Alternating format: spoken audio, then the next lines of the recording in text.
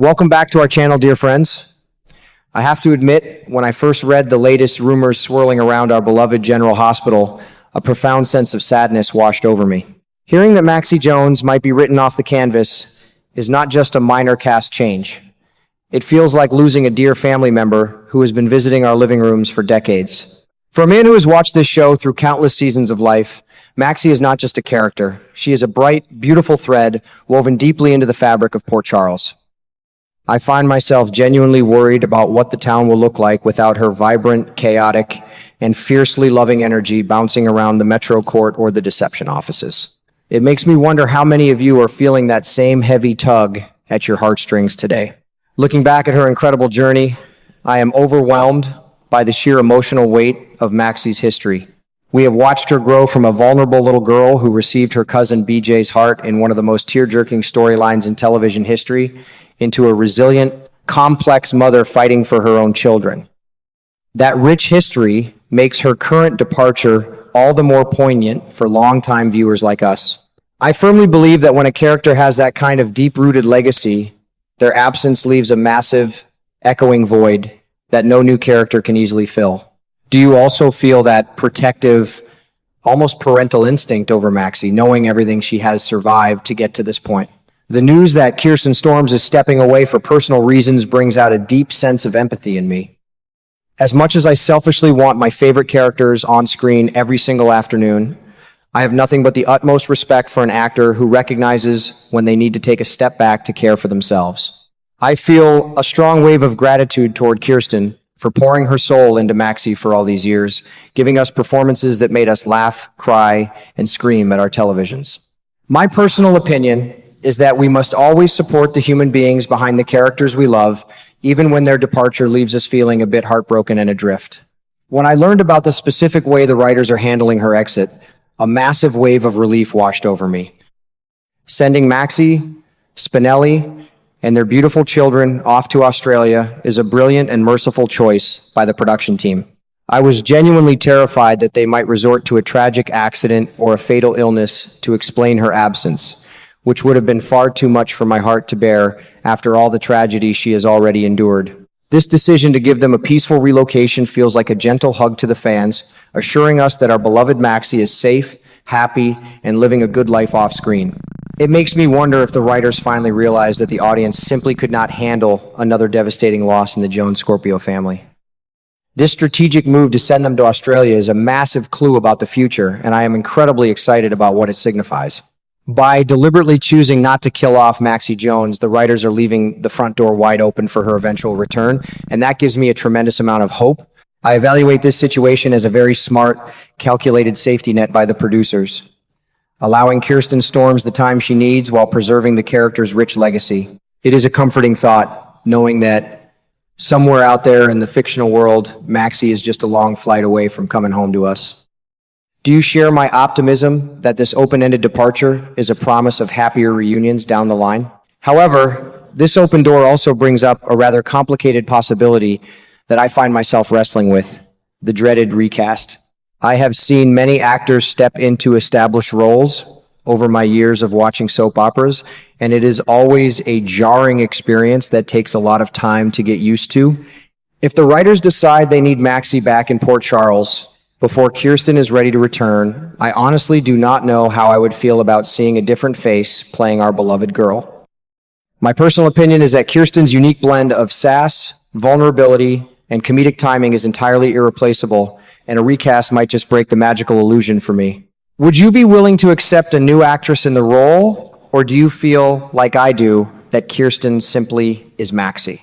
While I am trying to focus on the positive aspects of her safe departure, I cannot help but feel a deep sense of anxiety about the rumors surrounding a much darker storyline brewing in the background. The mere whisper of Peter August's name is enough to make my blood run cold, and the speculation that he might be preparing for a return fills me with absolute dread. I've always felt that Peter was a dark cloud that smothered the light out of Maxie's life, pulling her into a terrifying web of manipulation and fear. The thought of that monster creeping back into the narrative genuinely upsets me, because it threatens to undo all the healing Maxie has fought so hard to achieve over the past year. I am deeply troubled by the theory that Peter's new obsession might be directly tied to Maxie's sudden departure to Australia. What if her move is not just a happy family relocation, but a desperate flight from a danger she senses but cannot fully explain? I evaluate this potential plot twist as a classic, terrifying soap opera maneuver, giving a character a moment of pure happiness right before pulling the rug out from under them. It terrifies me to think that Peter might be orchestrating a new, dangerous spiral from the shadows, slowly tightening his grip on Maxie even when she thinks she is half a world away. Does the idea of Peter lurking in the background make you as nervous for Maxie's safety as it makes me? If Peter truly is the catalyst for whatever comes next, I predict that we are heading toward one of the most psychologically intense storylines General Hospital has delivered in years. I believe that Peter's obsession with Maxie is a sickness that death itself cannot seem to cure, and his return would shatter the fragile peace of Port Charles. My heart aches at the thought of Maxie being dragged back into his toxic orbit, especially now that she has finally found a stable, loving environment with Spinelli. I firmly believe that the writers are setting the stage for a massive confrontation, one where Maxie will eventually have to face her ultimate demon once and for all. Speaking of Spinelli, my admiration for that man has only grown stronger with this recent turn of events. I feel a profound sense of comfort knowing that Damian Spinelli is by Maxie's side, acting as her protector, her partner, and her greatest champion. I have always believed that Spinelli's pure, unselfish love is exactly what Maxie needs to ground her chaotic spirit, and seeing them leave together as a united front brings tears of joy to my eyes. However, I worry deeply about whether Spinelli's technological genius and fierce devotion will be enough to shield their family if Peter August truly does rise from the ashes. Do you think Spinelli has what it takes to defeat Peter if the ultimate threat comes knocking at their door in Australia? The emotional toll of this impending storyline on the rest of Port Charles is something I am watching very closely. I cannot even begin to imagine the sheer terror and heartbreak Mac and Felicia will experience if they learn that their daughter is once again being hunted by her worst nightmare. I feel a deep sympathy for her parents, who have already endured so much anxiety over Maxie's life choices and the constant dangers that seem to follow her. I predict that if Peter's presence is confirmed, we will see Max Scorpio go to absolutely unprecedented, perhaps even illegal, lengths to protect his family, and that is a storyline I am both eager and terrified to watch unfold. It is this relentless cycle of hope and despair that keeps us glued to our screens, isn't it? Just when I start to feel a sense of peace for a character I have loved for years, the writers brilliantly introduce a new shadow that makes me question everything. I evaluate this entire situation as a masterclass in suspenseful storytelling that preys on our deepest emotional investments. I find myself lying awake at night, genuinely pondering how Maxie's mind will handle the trauma of being pulled back into a dangerous spiral just when she thought she had finally escaped. What kind of toll will this take on her beautiful spirit? As I sit here reflecting on all these moving pieces, I am struck by how deeply these fictional lives impact our own daily routines and emotional states. I feel a profound connection to all of you who share these worries, these joys, and these endless speculations about the people of Port Charles.